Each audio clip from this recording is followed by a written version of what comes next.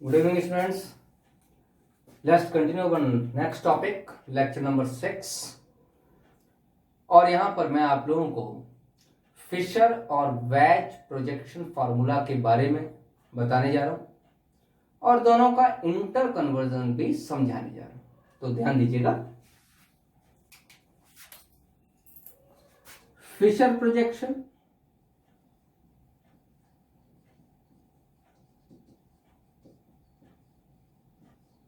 Formula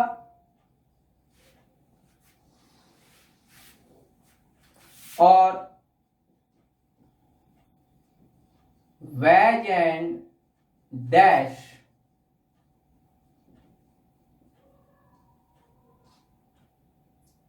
projection formula, इन दोनों के बारे में समझिए। इन दोनों के इंटर कन्वर्जेंस को भी समझिए। उसके बाद हम एक आध दो क्वेश्चंस करेंगे जिससे कि आपको और क्लियर हो जाए। फिशर तो आपने पढ़ ही लिया। ये जो फॉर्मूला है ये फिशर प्रोजेक्शन है। PQRS लिख देता हूं मैं। और मैंने आपको बता रखा है कि जो वर्टिकल लाइन है उस पर maximum number of carbon atoms होने चाहिए, most oxidised on the top होना चाहिए, तो ये करेक्ट फिशर प्रोजेक्शन फार्मूला बन जाता है। ये फिशर प्रोजेक्शन मैंने लैक्टिक एसिड का बना रखा। वेज एंड डैश फार्मूला क्या है? देखो बेटा, वेज एंड डैश फार्मूला या तो आपको इस तरीके से मिलेगा या आपको इस तरीके से। मैं दोनों ही बना के दिखा रहा हूं। या तो इस तरीके से, ये एल शेप जो है ये आपके लेफ्ट हैंड साइड को डाइवर्टेड है, और इसमें जो एल है ये आपके राइट हैंड साइड को डाइवर्टेड है, थोड़ा टेढ़ा सा एल है। और एक यहां पर आपको वेज लाइन मिलेगी जो डार्क लाइन है। The ways line is projecting towards the observer, और एक लाइन आपको यहां डैश लाइन मिलेगी, और dash line is projecting away from the observer, वो आपसे दूर है। कोई भी लगा लो, मैं यहां लगा लेता हूं PQRS।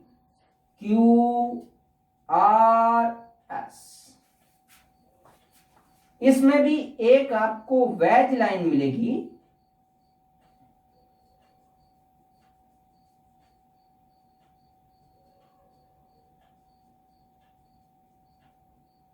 और एक आपको डैश लाइन मिलेगी। Wedge line towards you, dash line away from you. मैं यहां लगा लेता हूं ABCD। ये दो तरीके के आपको जो है वेज और डैश फॉर्मूलाज आपको मिलेंगे। अब मैं वेज डैश को फिशर में कैसे कन्वर्ट करूं? अगर आप ये सीख गए तो आपके काफी सारे क्वेश्चंस हो जाएंगे। मैं इसको मिटा रहा हूं, फिशर हम बता चुके हैं इसलिए मैं इसको मिटा रहा हूं। वेज डैश के बारे में हम लोग देखेंगे। देखिए,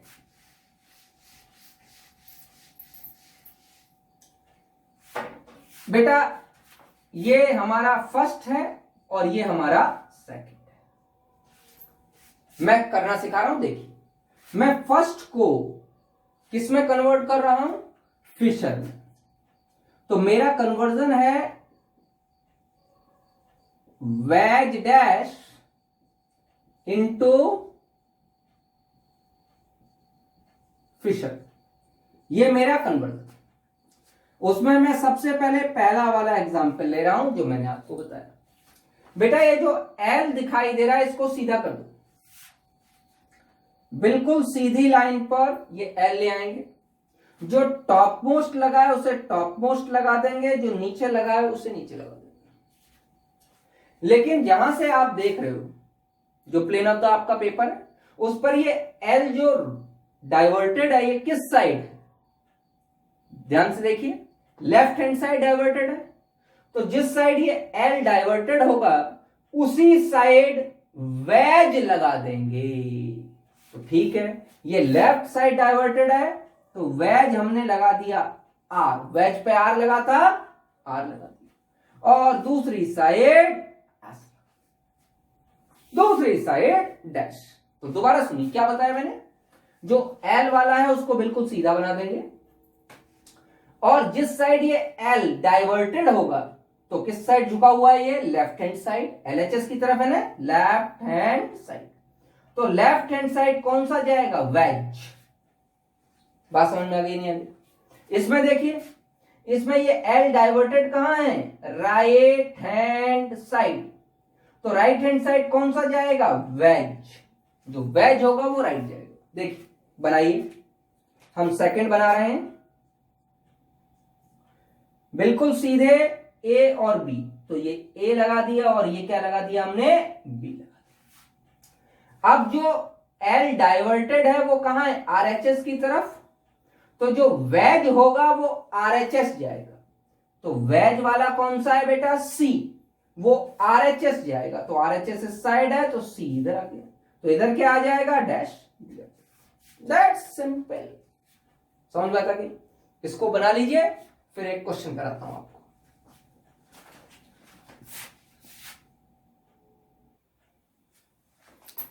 देखिए बेटा, एक क्वेश्चन मैंने आप लोगों के लिए लिख रखा है, predict capital D capital L configuration in the following structures. Structure number 1 ये है और स्ट्रक्चर नंबर 2 ये है। अब ये बेटा वेज और डैश दिए गए, इसमें कैपिटल डी कैपिटल प्रेडिक्ट तब तक नहीं किया जा सकता जब तक इसे फिशर प्रोजेक्शन और करेक्ट फिशर में कन्वर्ट न किया जाए। तो सबसे पहले पहला क्या बताया मैंने, ये जो एल बना हुआ है इसे सीधा बना देंगे, तो इसे हमने सीधा बना दिया, ऊपर CHO लगा है, नीचे CH3 लगा है। अब बेटा ये किस साइड घूमा हुआ है, लेफ्ट हैंड साइड घूमा हुआ है, तो जो वेज वाला है वो लेफ्ट हैंड साइड भाग जाएगा। चलिए भैया, तो लेफ्ट तो इस साइड है, तो वेज पे क्या लगा है, OH, और यहां क्या लगा है, H। क्या ये सही फिशर है? सही फिशर के लिए शर्त ये देखनी है कि वर्टिकल लाइन पे number of carbon atoms maximum होने चाहिए और most oxidised group on the top होना चाहिए। तो क्या ये सही फिशर है बच्चों? जी हाँ, ये सही फिशर है। अगर ये सही फिशर है तो फिर इसको किससे रिलेट करेंगे, ग्लिसरॉल्डिहाइड मॉलिक्यूल से। ग्लिसरॉल्डिहाइड मॉलिक्यूल क्या कहता है, अगर OH लेफ्ट है तो वो कैपिटल L है और OH राइट है तो वो कैपिटल D है। तो यहां पर OH कहां है, LHS, ये किरल कार्बन है, इसी पे तो देखते हैं। तो ये क्या हो जाएगा बेटा, कैपिटल L फॉर। दूसरा देख लेते हैं, नंबर सेकंड। क्या कहा गया है आपसे, ये कहा गया है कि इसको बनाइए।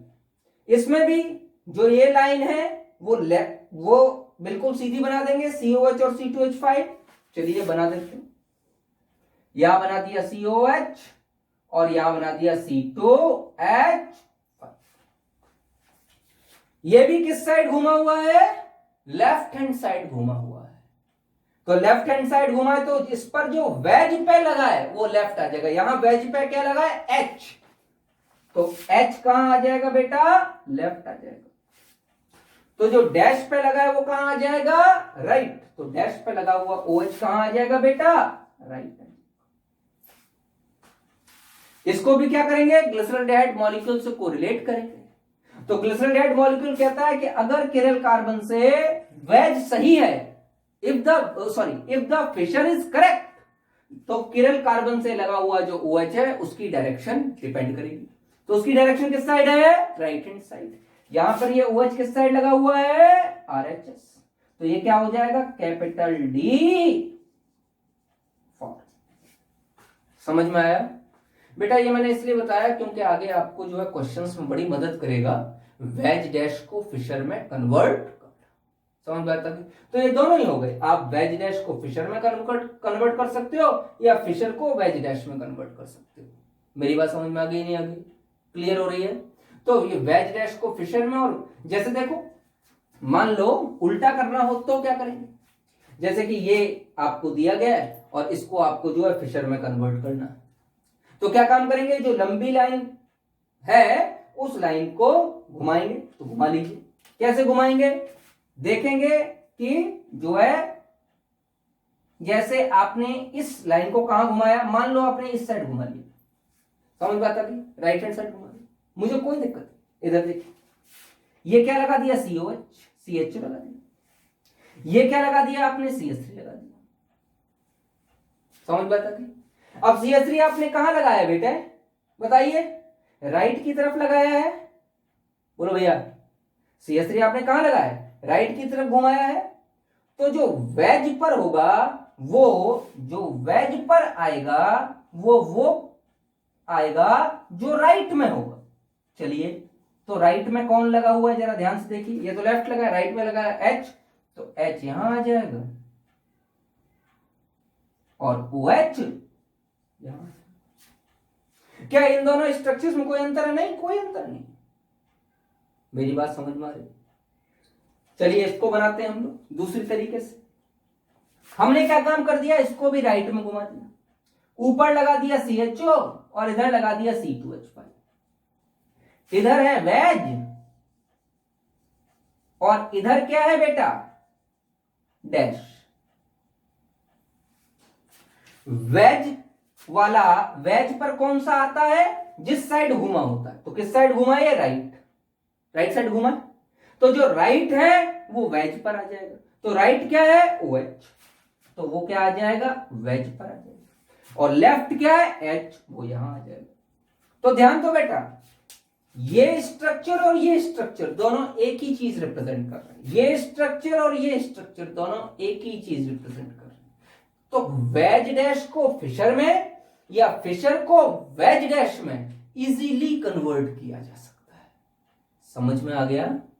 अगर कोई दिक्कत होगी तो आप कमेंट सेक्शन में मुझे लिख के बताएंगे, मैं इसको फिर बता दूंगा। इसको घर पे बैठ के सीखिए, कीजिए, जितने भी वेज डैश आपको मिले उसको फिशर में कन्वर्ट कीजिए, जो फिशर मिले उसको वेज डैश में कन्वर्ट कीजिए। ठीक है, तब तक के लिए गुड बाय। नेक्स्ट टॉपिक में हम लोग कैपिटल R और कैपिटल S नोमेनक्लेचर पढ़ेंगे। कैपिटल R और कैपिटल S जो है वो भी एक रिलेटिव कॉन्फ़िगरेशंस हैं, उसके बारे में समझेंगे। कैपिटल R और कैपिटल S कॉन्फ़िगरेशन क्या है।